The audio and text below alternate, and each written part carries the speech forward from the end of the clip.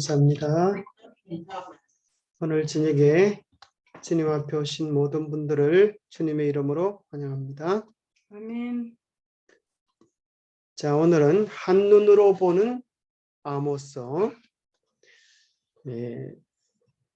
12권의 소선지서들은 그 포커스가 유다와 예루살렘의 멸망과 세상 마지막을 향해 있습니다. 그래서 우리는 이 아모스의 기별을 그 당시에 대한 기별뿐 아니라 오늘 이 마지막 시대를 향한 하나님의 기별로 받는 겸비한 자세가 필요하리라 생각합니다.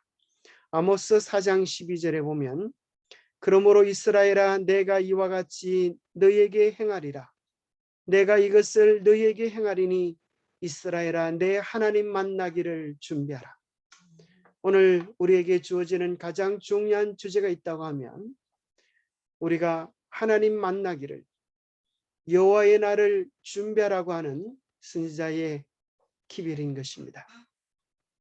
오늘 이 세상의 여러 가지 징조들이 우리로 하여금 하나님 만나기 위하여 준비해야 할 때가 되었다고 이야기해 주고 있습니다. 오늘 우리가 어떻게 하면 여호와 만나기를 준비할 수 있을까요? 구체적인 내용들을 우리가 기별을 통하여 깨닫게 될 것입니다. 아모스는 드고아의 목자였습니다. 그런데 하나님께서 그를 부르셔서 기별을 전가하게 된 것입니다.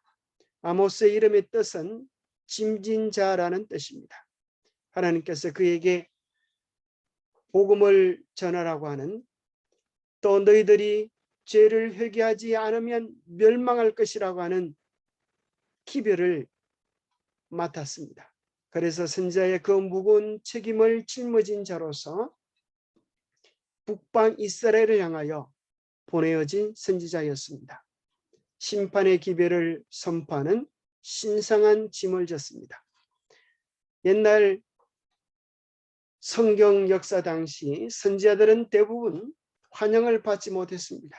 왜냐하면 그들의 기별의 대부분이 심판의 기별이고 책망하는 기별들이었기 때문이었습니다.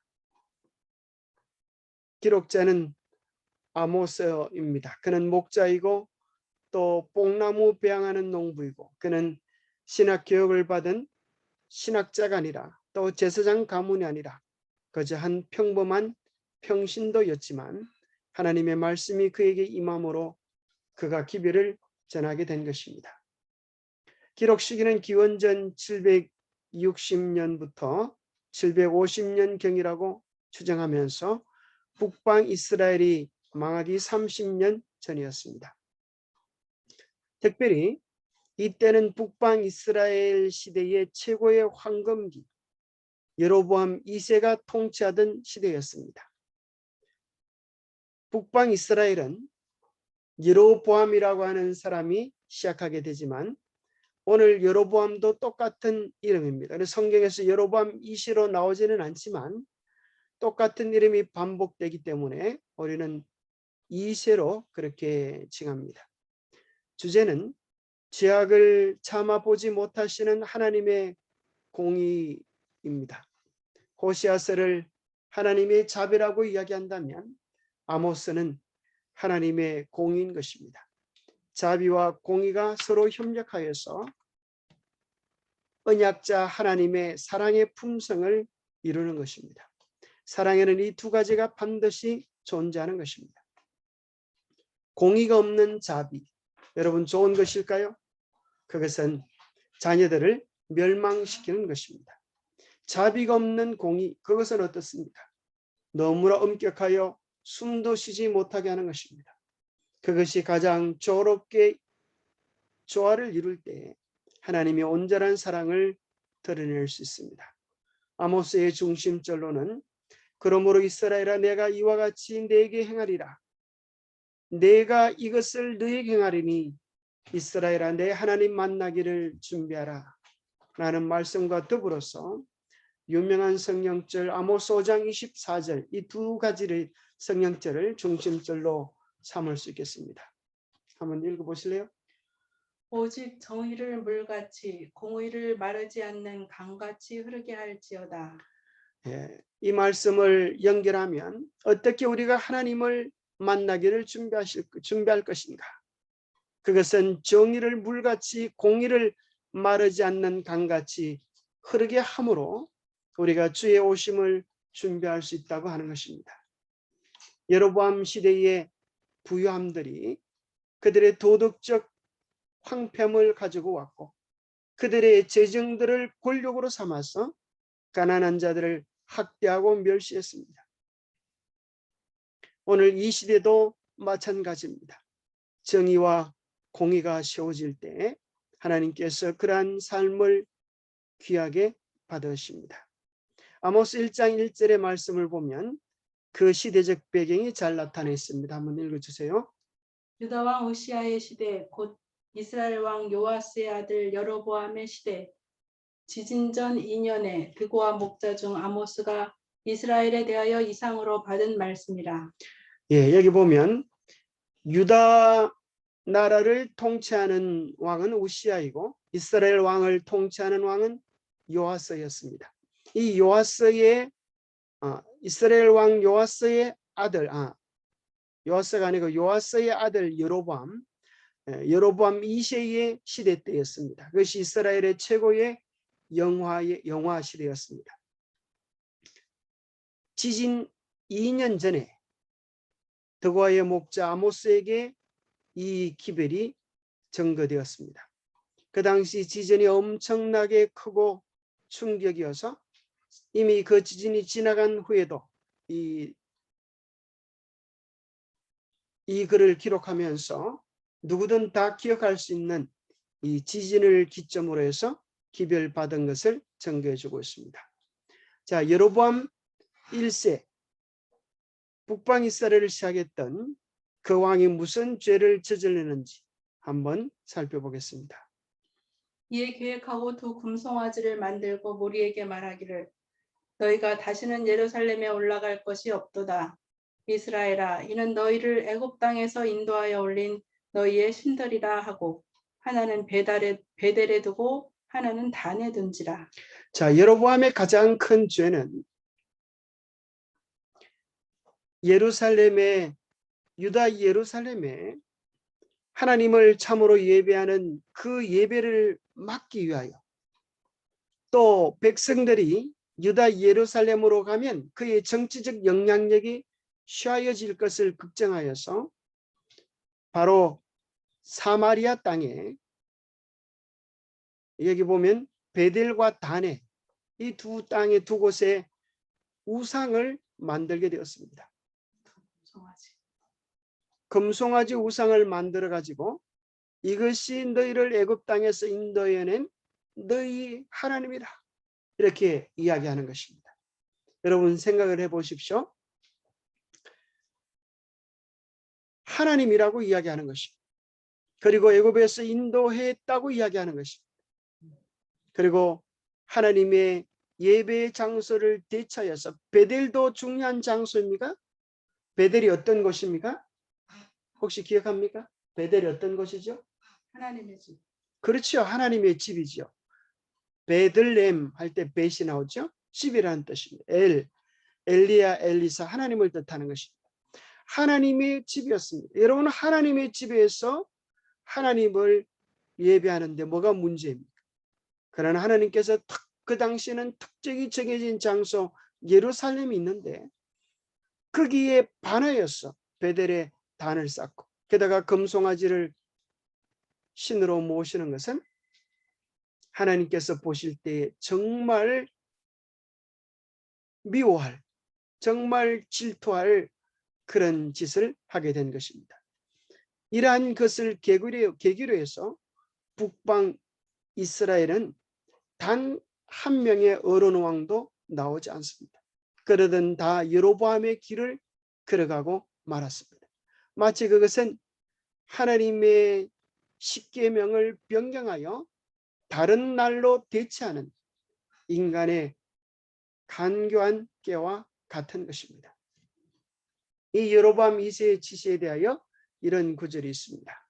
유다 왕 요아스의 아들 아마샤 제15년에 이스라엘의 왕 요아스의 아들 여로보암이 사마리아에서 왕이 되어 41년간 다스렸으며 네, 이 여로보암의 시대의 최고의 황금기였는데 41년간을 다스렸습니다. 여로보암의 이름의 뜻은 백성이 많다 그런 뜻을 가지고 있습니다.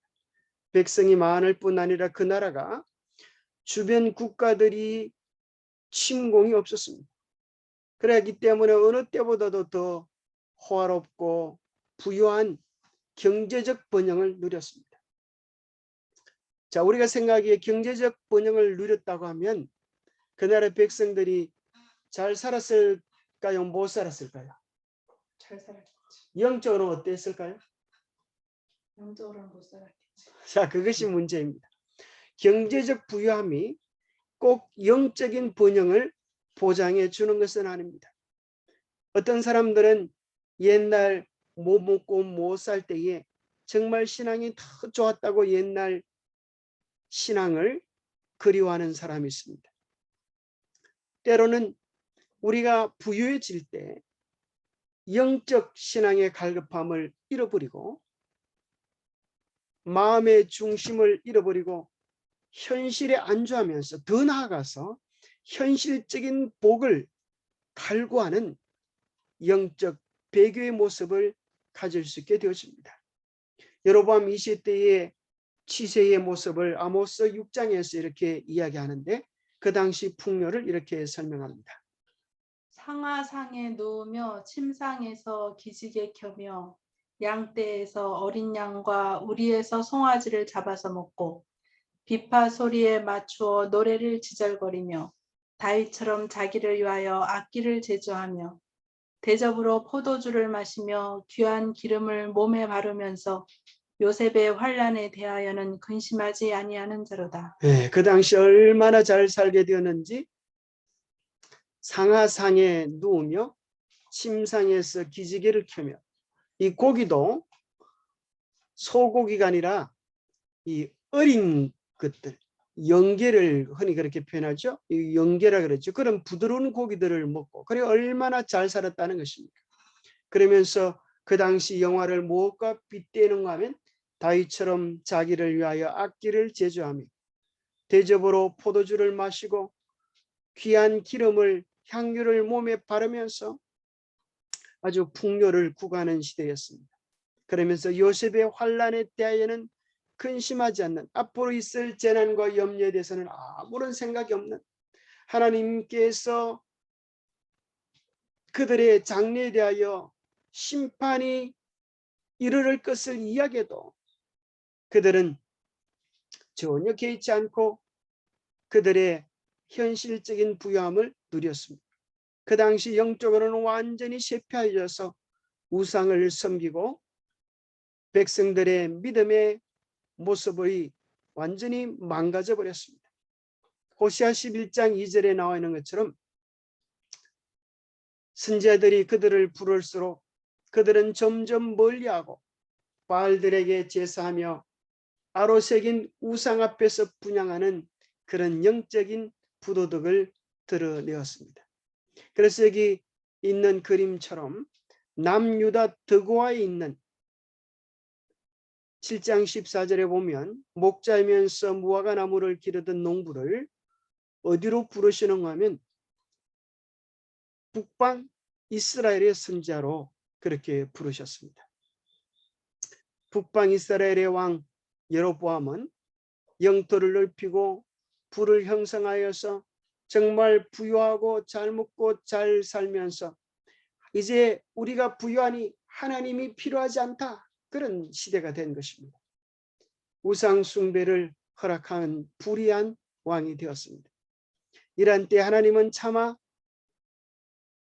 이 나라의 운명이 멸망하도록 내버려 두지 못하셔서 드고아의 목자를 부르셔서 북방 이스라엘의 선지자로 보내신 것입니다. 본서는 세 가지로 구분할 수가 있는데요. 1장부터 2장까지는 열방과 이스라엘에 대한 하나님의 심판을 묘사해 주고 있습니다. 그래서 하나님은 단지 이스라엘뿐 아니라 온 세상의 주관자, 심판자라고 하는 사실을 1장, 2장을 통하여 이야기해 주고요. 3장부터 6장까지는 이스라엘과 지도자에 대한 말씀, 그들의 죄와 허물들을 지적하시고요. 7장부터 9장까지 아모스가 본 5 종류의 환상이 기록되어 있습니다. 그래서 이것은 오늘 마지막 시대를 살아가는 우리들에게도 어떻게 여호와의 날을 준비하며 맞이할 것인가에 대한 구체적인 내용들이 포함되어져 있습니다. 1장, 2장에 보면 첫 번째, 하나님께서 여기 이스라엘을 중심으로 해서 북서쪽에 있는 다멕색을 심판하십니다. 그 다음에 이제 블레셋, 여기 보면 가사로 되어 있는데 성경에서는 가사로 되어 있는데 여기 가자라고 하는 이곳, 그 다음에 두로, 여러분 찾으시겠습니까? 두로, 북동쪽, 그 다음에 에돔. 자, 에돔은 누구의 후손일까요? 에돔? 에서, 에돔 비슷하죠. 그 다음에 모압과 암몬. 모압과 암몬은 누구의 후손입니까?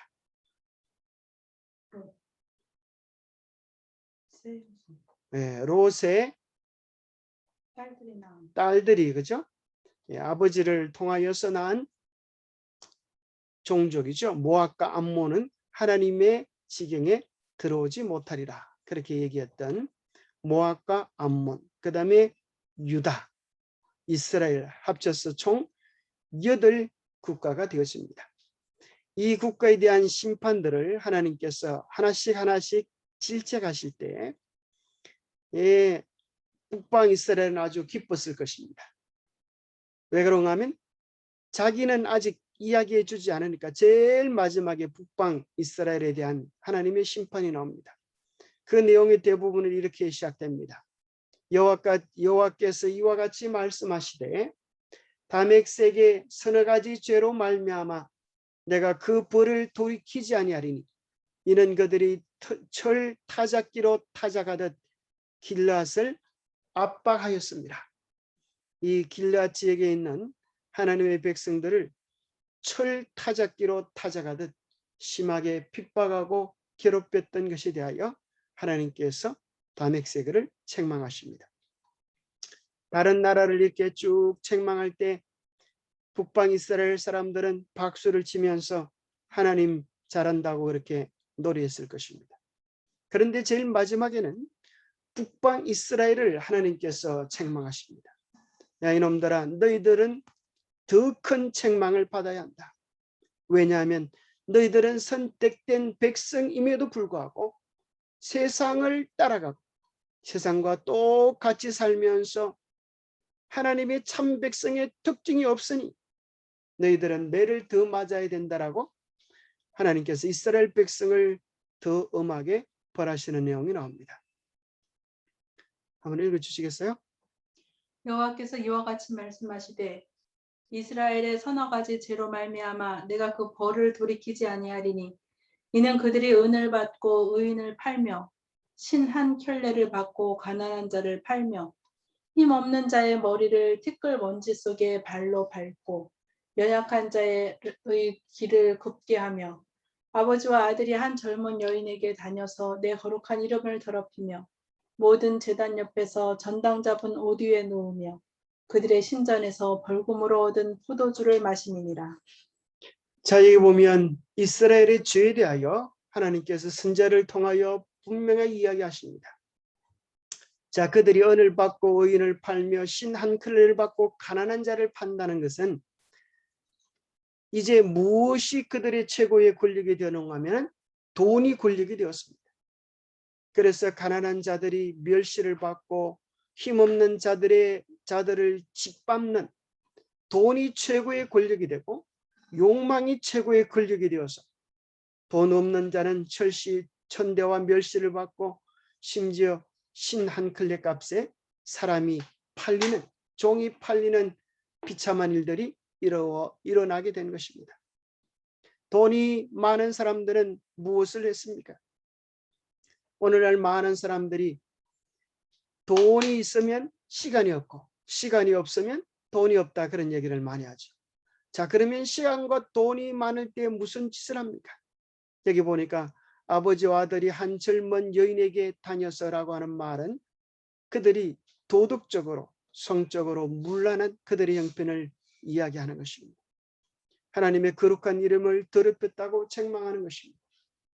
8절에 보면 그들은 전당 잡은 옷 위에 누우며라는 말은 옛날에는 은행이 없었습니다. 그래서 어렵고 힘든 사람은 자기의 옷, 하나 뿌린 그 옷을 전당 잡히고 돈을 얼마를 빌려갈 수 있었습니다.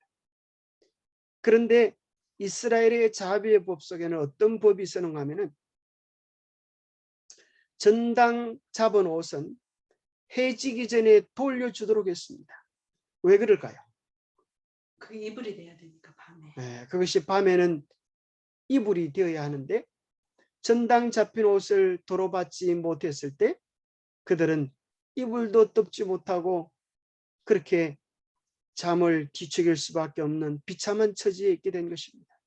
그런데 그들은 어떻게 하는가 하면 전당 잡은 옷 위에 누우며 다른 사람의 옷을 돌려주지 아니하고, 그런데 그것을 어디에서 행하는가 하면 모든 제단 옆에서, 한편으로는 하나님께 기도하면서 한편으로는 자비와 선행을 행하지 않는 압제를 그들의 삶에서 즐기면서 그렇게 살아가고 있었습니다. 그래서 이스라엘의 죄를 정리해 보면 아모스 4장 1절에는 아내들이 남편들에게 술을 받아와서 우리로 마시게 하라. 참 기가 차지요. 얼마나 타락을 했든지 이 아내들이 남편들에게 술을 받아와서 함께 마시자고 그렇게 이야기합니다. 가난한 자들을 팔고 짓밟습니다. 의인을 학대하고 뇌물을 받고 그 대가로 궁핍한 자를 억울하게 합니다. 돈 많은 자들은, 높은 권력이 있는 자들은 상하 궁전을 지어놓고 사치하고 타락합니다.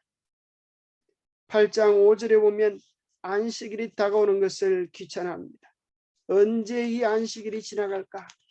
언제 이 안식일이 지나가서 우리가 즐거운 일을 할 수 있을까?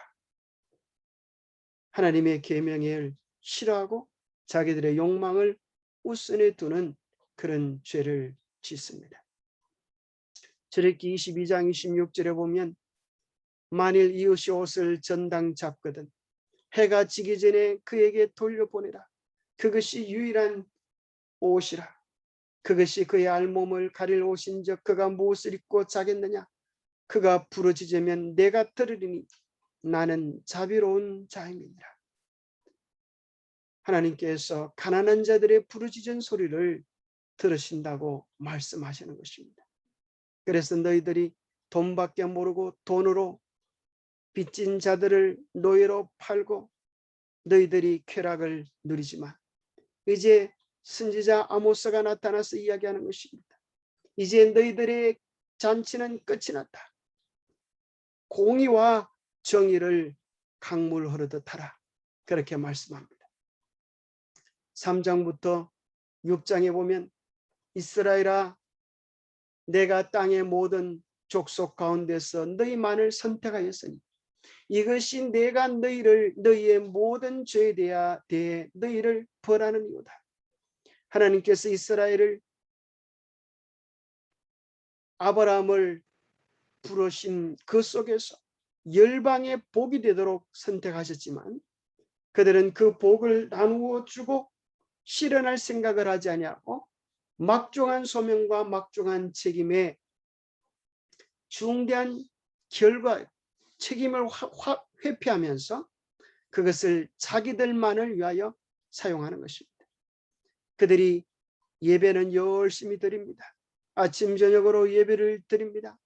그러나 그들의 삶 속에 가난한 자들을 불쌍히 여기고 동정하는 것이 없기 때문에 하나님께서는 아모스를 통하여 너희들의 신앙은 다 가짜다. 하나님은 그러한 예배를 기뻐하지 않으신다고 말씀하십니다. 정말 진정한 예배는 내 이웃을 내 몸과 같이 사랑하며 정의와 공의를 실현하는 참된 사랑의 실천이라고 종교 지도자들을 향하여 책망하고 있습니다. G20개 국가 중에 가장 부패한 국가로 우리나라가 손꼽혀지고 있는 그런 사실을 뉴스를 통하여 많이 들었을 것입니다. 가장 부패한 집단 정당과 국회, 또 종교, 공무원, 사법부, 경찰이라고 이야기합니다. 불법 탈세가 난무하고 부당한 세금을 강요하며 백성은 권력 앞에서 기가 죽습니다.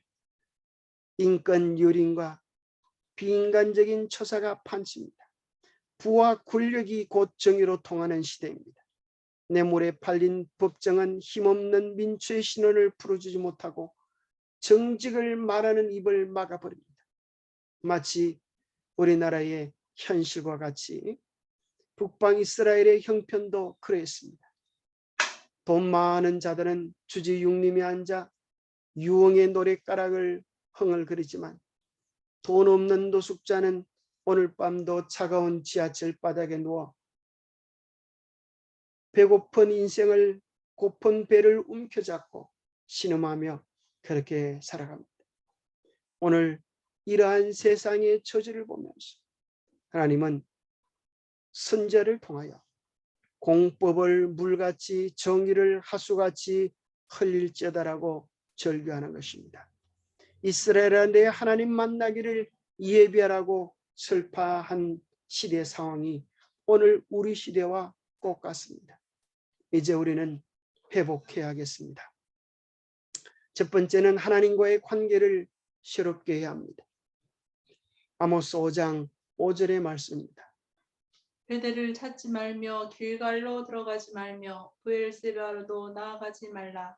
길갈은 반드시 사로잡히겠고 베델은 비참하게 될 것임이라 하셨나니 너희는 여호와를 찾으라. 그리하면 살리라.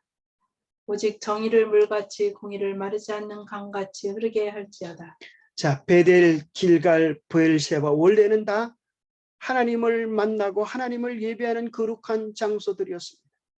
그런데 이제 하나님을 향한 진실된 마음이 떠나고 우상이 그 자리를 대신한 것입니다. 그래서 하나님은 거짓된 계명, 거짓된 방법으로 예배하지 말고 참으로 마음과 뜻과 신령을 다하여 하나님을 찾으라. 그리해야 살 길이 있다라고 말씀하시는 것입니다. 두 번째는 하나님께서 대인 관계를 통하여 하나님의 공의가 이 땅에 실현되기를 원하십니다. 만나 주석에는 베델과 길갈에 대한 이런 설명이 있습니다. 베델은 야곱이 돌기둥을 세웠던 곳이며 세겜을 떠난 뒤에 단을 쌓고 회개했던 곳이기도 하다. 그 후에 이곳은 거룩한 예배 장소로 지정되었다. 또한 길갈은 이스라엘 백성이 여호수아의 인도로 가나안에 입성한 첫 지점으로 그곳에 도착한 온 백성이 할례를 행하고 유월절을 지켰다. 그러나 아모스 당시에는 베델과 길갈이 모두 타락한 여호와 종교의 본산지가 되어 우상 숭배의 중심지로 바뀌고 말았다. 예, 이것이 정말 안타까운 일인 것입니다. 하나님을 만나고 회개했던 곳이지만 우리의 마음의 진정을 다하지 못하고 하나님의 뜻이 무엇인지 분명히 알면서도 우리가 대체한다면 그것은 타락한 종교의 본산지가 되어버리고 우상 숭배의 중심지로 전락해버리는 것입니다. 어떤 장소가 우리를 보장해 주는 것이 아니라는 것입니다. 우리의 마음의 중심이 정말 무엇을 향해 있는가를 이야기해 주는 것입니다. 그래서 하나님께서는 이 백성들의 우상 숭배를 탄핵하는 것입니다. 우리가 하나님을 경외한다고 하면서 우리 마음에 우상을 숭배할 수 있을까요? 자, 우리는 옛날 사람들처럼 바알과 아세라 신상에 절하지 않습니다. 그런데 우리 안에도 우상이 존재할 수 있을까요? 어떻게 생각하세요? 무엇이 우리의 우상이 될 수 있을까요? 우리의 우상이 될 수 있는 것은 하나님보다 더 사랑하는 것, 그것이 우리의 우상입니다. 하나님보다 우리의 건강을 더 사랑하면, 하나님보다 우리의 번영을 더 사랑하면, 하나님보다 우리의 영광을 더 사랑하면 그것이 우리의 우상이 될 수 있습니다. 너희는 나를 찾아라, 그리하면 살리라. 너희는 살려면 선을 구하고 악을 구하지 말지어다. 하나님은 여기 분명히 이야기합니다. 너희들이 정말 살려고 하면 우상을 버리고 자기 사랑을 버리고 여호와를 진정으로 찾아라. 여호와를 진정으로 찾는다고 하는 것은 말로만의 고백이 아니라 너희들이 알고 있는 그 악을 버리고 선을 구하는 것이다. 삶의 구체적인 현장 속에서 가난한 이들에 대하여 자비를 베풀고 하나님의 사랑을 실천하는 것이더라고 이야기합니다. 그래서 모든 선지자들은 여호와의 날을 선포하는 것입니다. 하나님이 반드시 심판하실 것이다. 그런데도 불구하고 이스라엘 백성들은, 또 여로보암 왕은 무관심한 것입니다. 거짓 선지자들을 앞세워서 평안하다 평안하다 노래를 부르는 것입니다. 아수르 군대가 40년 후에 그들을 침공하여서 완전히 북방 이스라엘이 끝나는 이러한 일들을 경고함에도 불구하고 그들은 멸망이 가까운 줄 알지 못하고 흥청망청 인생을 낭비하고 있는 것입니다. 7장부터 9장에는 하나님께서 아모스에게 5가지 환상을 보여주십니다. 첫 번째는 메뚜기 떼에 대한 환상입니다. 메뚜기 떼가 와서 모든 곡식을 먹으면서 기근의 때가 올 것을 이야기하고 있습니다. 그러면서 진정한 정말 기근의 때는 양식이 없어 주림이 아니요 여호와의 말씀을 듣지 못한 기갈이 올 것을 이야기하고 있습니다. 오늘 우리는 하나님의 말씀을 개인적으로 깊이 경험하고 체험하는 그런 깊은 말씀의 시간을 가져야 합니다. 머지않아 말씀의 기근의 때가 올 수 있습니다. 두 번째는 불에 대한 환상입니다. 닥치는 대로 삼키는 불, 그것은 연단의 불로 거짓과 죄악을 소멸시키는 불로 다가옵니다. 하나님 앞에 우리의 거짓이 용납될 수 없는 것입니다. 사람들 앞에서는 내로남불을 이야기할 수 있어요. 그러나 하나님께서는 그 거짓에 넘어가지 않는 것입니다. 그들 속에 있는 모든 죄들을 불사르시는 불로서 심판하실 것을 말씀해 주고 계십니다. 세 번째는 다림줄 환상입니다. 다림줄은 여기 그림에 나오는 것처럼 건물을 건축할 때 혹은 할 때 사용하면서 정확하게 청량하듯이 하나님께서 이스라엘의 죄악을 청량하고 그 죄의 양대로 정확하게 심판하신다고 하는 내용입니다. 네 번째는 여름실과 한 광주리를 보여줍니다. 여름실과 광주리는 다 익은 과일이었습니다. 그것은 저장하지 못해서 더 이상 보관되지 않는 과일을 뜻하면서 이제는 하나님의 인내가 너희들의 죄로 말미암아 더 이상 기다릴 수 없음을, 그 한계에 도달했음을, 끝났다고 하는, 너희들의 국가적 운명이 끝났다고 하는 하나님의 무서운 심판을 이야기해 주고 있습니다. 다섯 번째는 단 곁에 서신 주님을 통하여서 우상을 숭배하는 너희들의 성이, 제단이 무너질 것을 이야기합니다. 이것은 요한계시록 14장에 나오는 바빌론이 무너지는 그 기별과 일치합니다. 우상 숭배했던 모든 것이 다 무너지면 그 나라는 끝이 날 것 같지만 하나님께서는 아모스 9장 11절부터 12절까지 새로운 희망을 약속해 주시는데, 그날에 내가 다윗의 무너진 장막을 일으키고 그것들의 틈을 막으며 그 허물진 것을 일으켜서 옛적과 같이 세우고 그들의 에돔의 남은 자와 내 이름으로 일컫는 만국을 기업으로 얻게 하리라. 이 일을 행하시는 이는 여호와의 말씀이니라. 하나님께서 궁극적으로 멸망하는 그 나라의 소망을 주시는데 그것은 다윗의 무너진 장막을 일으키겠다는 것입니다. 다윗의 나라는 망했지만 다윗의 혈통 속에서 미래의 메시아 예수 그리스도의 재림을 통하여서 잃어버렸던 모든 영광을 회복하고 그 가운데 하나님의 계명과 예수 믿음을 가진 남은 자들을 통하여 그들에게 만국의 영광을 주시겠다고 하시는 하나님의 최종적 회복적 약속이 나와 있는 것입니다. 바로 이것은 마치 요한계시록 14장에 나오는 이 마지막 복음을 이야기해 주는 것과 같습니다. 또 보니 다른 천사가 공중에 날아가는데 땅에 거주하는 자들 곧 모든 민족과 종족과 방언과 백성에게 전할 영원한 복음을 가졌더라. 그가 큰 음성으로 이르되 하나님을 두려워하며 그에게 영광을 돌리라. 이는 그의 심판의 시간이 이르렀음이니 하늘과 땅과 바다와 물들의 근원을 만드신 이를 경배하라 하더라. 또 다른 천사 곧 둘째가 그 뒤를 따라 말하되 무너졌도다 무너졌도다 큰 성 바벨론이여. 모든 선자들의 궁극적 목적은 멸망을 선포하는 것이 아닙니다. 심판만을 선포하는 것이 아닙니다. 희망을 선포합니다. 예수 그리스도의 재림, 다윗의 언약의 완성을 이야기해 줍니다. 그러나 기억해야 될 사실은 바빌론은 무너지고 만다는 것입니다. 바알과 아세라, 모든 거짓 예배들은 다 무너질 것을 이야기해 주고 있습니다. 하나님의 자비와 공의, 이것이 궁극적인 온 우주에 실현될 하나님의 뜻입니다. 하나님은 이스라엘과 열방의 악을 반드시 제거하시는 분이십니다. 그러나 하나님은 멸망이 목적이 아니라 하나님의 궁극적인 목적은 회복과 새로운 백성, 하나님의 뜻이, 하나님의 계명이 그들의 심령 속에 새겨진 새로운 백성, 천국 백성들을 세우시는 것입니다. 공의와 자비의 온전한 성취는 무엇일까요?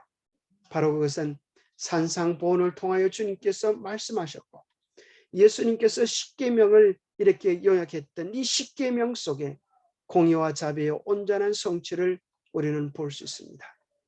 예수께서 이르시되 내 마음을 다하고 목숨을 다하고 뜻을 다하여 주 너희 하나님을 사랑하라 하셨으니 이것이 크고 첫째 되는 계명이요 둘째도 그와 같으니 내 이웃을 내 자신같이 사랑하라 하셨으니 이 두 계명이 온 율법과 선지자의 강령이니라.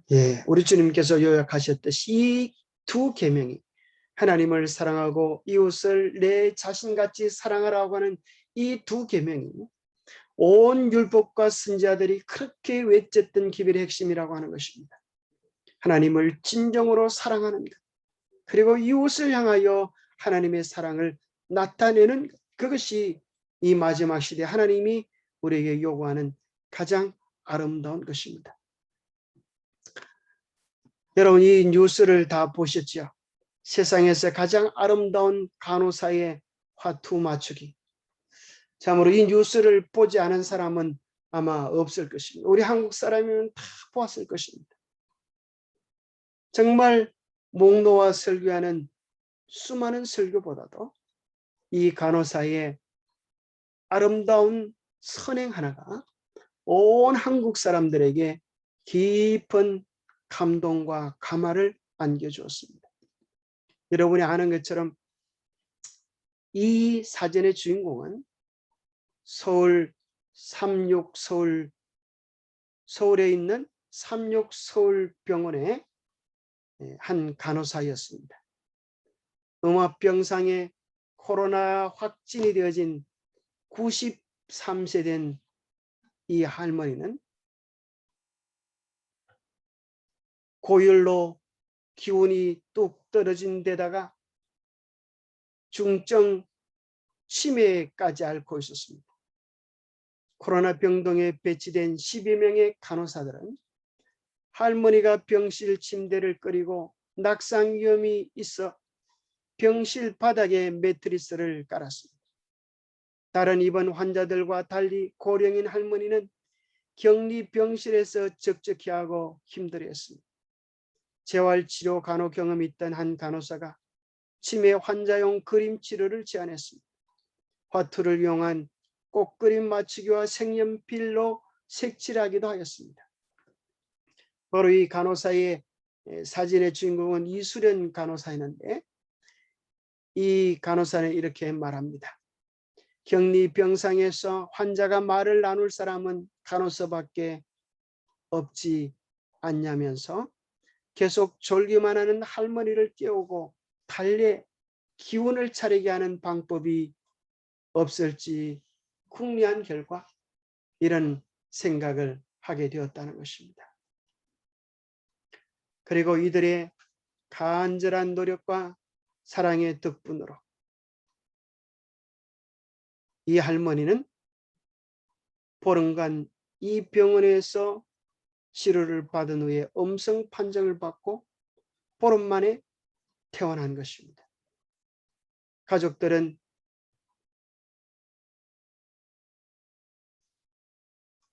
너무나 기쁘고 감사해서 사랑한다고 표현을 했습니다.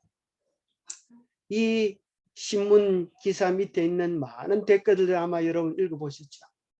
참 아름답습니다. 올해 최고의 사진입니다. 가슴 뭉클한 감동을 전해주는 기사입니다. 간호사분들 복 많이 받고 병원 업무를 떠난 시간에도 넘치는 행복이 기다리는 삶이 되었으면 좋겠습니다. 코가 찡하네요. 감사합니다. 이분이 천사입니다. 감사합니다. 고맙습니다. 사실 이 할머니를 이렇게 돌보는 일은 누가 시킨 것도 아니었습니다. 안 해도 되는 일이었습니다. 그러나 어떻게 하면 할머니를 더 도와줄까 하는 간절한 마음이 이들의 마음속에 이 일을 하게 만든 것입니다. 그녀들은 이렇게 이야기합니다. 맡은 일을 했을 뿐인데 응원을 많이 받아서 민망해요. 전신 방호복을 입고 할머니 코로나 환자와 화투패로 그림 맞추기 놀이를 하는 사진의 주인공 이수련 씨와 놀이치료 아이디어를 첨지하는 동료 양소연 씨가 사이로 서울 동대문구 삼육서울병원에서 포즈를 취했습니다. 참으로 이것은 삼육서울병원의 자랑일 뿐 아니라 우리 재림교인들의 자랑이 아닙니까? 정말 우리의 사소한 일상 속에서 이런 아름다운 사랑의 향기를 풍길 수 있다면 얼마나 좋겠습니까?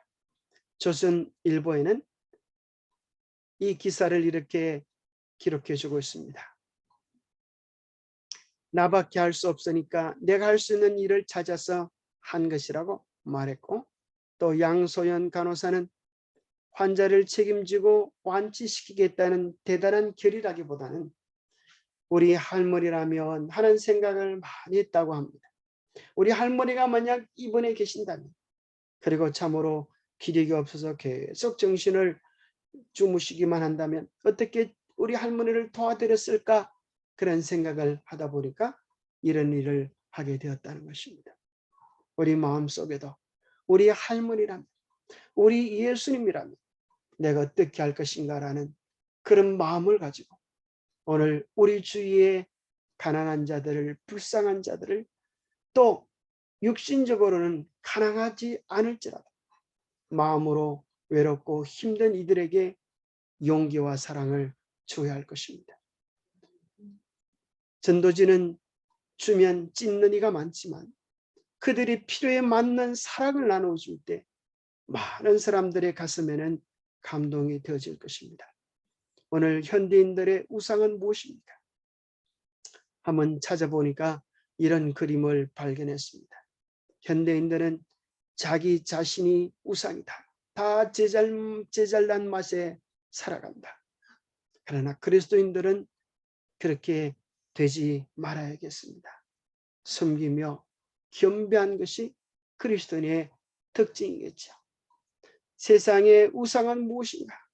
오늘날은 돈입니다. 돈밖에 모르는 시대에 우리가 살아가고 있습니다. 그러나 그리스도인들은 그렇지 말아야겠습니다. 세상은 외모 지상주의에 빠져서 외모가 아름다우면 나쁜 짓을 해도 괜찮다. 그런 시대에 살아가고 있습니다. 그러나 그리스도인들은 외모적 아름다움에 중심을 잃지 말아야 합니다. 이 세상은 쾌락을 추구하는 일에 그들의 마음과 정신을 쏟지만 그리스도를 사랑하는 사람들은 그렇게 하지 말아야 합니다. 주님을 사랑하는 일에 주님을 위하여 헌신하는 일에 우리의 기쁨을 얻어야 할 것입니다. 참된 신앙이란 무엇입니까? 야고보서 1장 27절은 이렇게 이야기합니다. 하나님 아버지 앞에서 정결하고 더러움이 없는 경건은 곧 고아와 가부를 그 환난 중에 돌보고 또 자기를 지켜 세 속에 물들지 아니하는 그것이니라. 우리 주 예수 그리스도의 은혜를 너희가 알거니와 부요하신 이로써 너희를 위하여 가난하게 되심은 그의 가난함으로 말미암아 너희를 부요하게 하려 하심이라. 우리 주님께서 부요하셨지만 우리를 위하여 가난하게 되셨습니다. 하나님 아버지 앞에서 정결하고 더러움이 없는 참된 경건은 우리 주위에 우리의 도움이 필요한 자들을 사랑으로 돌보는 일이라고 성경이 말씀해 주고 있습니다. 우리가 온 세상의 구제 문제를 해결할 수는 없습니다. 그러나 우리가 할 수 있는 일이 있습니다. 우리 주위에 힘들고 어려운 이들을 위하여 마음과 사랑을 나눌 수 있습니다. 구호봉사 38페이지에는 참된 신앙의 열매에 대하여 이렇게 정의해 주고 있습니다. 자아부정의 활동을 요구하는 선행을 꾸준히 계속하는 일꾼이 되는 것은 영광스러운 사업이며 하늘이 미소를 짓는 사업이다. 성실한 사업은 가장 열성적이고 가장 거룩한 것으로 생각되는 예배보다 하나님께 더욱 간합될 만한 일이다. 그리스도와 함께 일하는 것이 바로 참된 예배이다. 기도와 권면과 이야기 등은 값싼 열매들이며 흔히는 나무에 매달아 놓은 열매에 불과하다. 그러나 가난한 자와 고아와 가부를 돌봐주는 선행에서 나타나는 열매들은 좋은 나무에서 자연스럽게 자라나는 참 열매들이다. 예, 오늘 이 시대에 필요되는 것은 정말 이러한 사랑의 실천입니다. 자부정의 활동을 요구하는 선행은 꾸준히 계속하는 일꾼이 되는 것은 영광스러운 사업, 하늘이 미소 짓는 사업이라 그랬습니다. 때로 우리가 불편하고 때로 우리가 수고해야 하고 우리가 땀을 흘려야 하지만 그것이 사랑의 마음으로 계속되어지는 것, 그것은 하늘이 기쁘게 여기는 사업이라고 말씀하십니다. 마태복음 25장에 보면 최종적 심판의 기준에 대하여 이렇게 말씀하고 계십니다. 그들도 대답하여 이르되 주여 우리가 어느 때에 주께서 주르신 것이나 목마르신 것이나 나그네 되신 것이나 헐벗으신 것이나 병드신 것이나 옥에 갇히신 것을 보고 공양하지 아니하더이까. 이에 임금이 대답하여 이르시되 내가 진실로 너희에게 이르노니 이 지극히 작은 자 하나에게 하지 아니한 것이 곧 내게 하지 아니한 것이니라 하시리니. 예, 마태복음 25장에 우리가 잘 아는 양과 염소의 비유에 보면 우리가 언제 그렇게 했습니까? 우리가 언제 그렇게 하지 않았습니까? 그렇게 이야기합니다. 그들은 해놓고도 한 줄을 모르고 또 어떤 사람들은 안 해놓고 안 한 줄을 모르는 것입니다. 왜 그럴까요? 그들의 일상생활이 되었기 때문입니다. 왜 그럴까요? 그것은 하나님을 향한 신앙은 하나님께 드려지는 예배뿐 아니라 그들의 일상을 통하여 드러나기 때문입니다. 우리가 모르는 사람, 우리가 처음 보는 사람, 우리가 무시해도 된다고 생각하는 사람, 지극히 작은 자 하나에게 한 것이 우리 주님께 한 것이기 때문입니다. 아모스는 우리에게 이야기합니다. 여호와의 오심을 준비하라. 그것은 하나님과의 관계 회복, 사람과의 관계 회복을 통하여 구체화될 수 있다고 이야기합니다. 하나님을 사랑한다고 하는 막연한 사랑의 고백이 아니라 오늘 우리의 삶에서 우리의 도움을 필요하는 자들을 향하여 우리의 사랑을 실천함으로 공의와 정의의 통로, 축복의 통로가 될 수 있다라고 말씀하고 계십니다.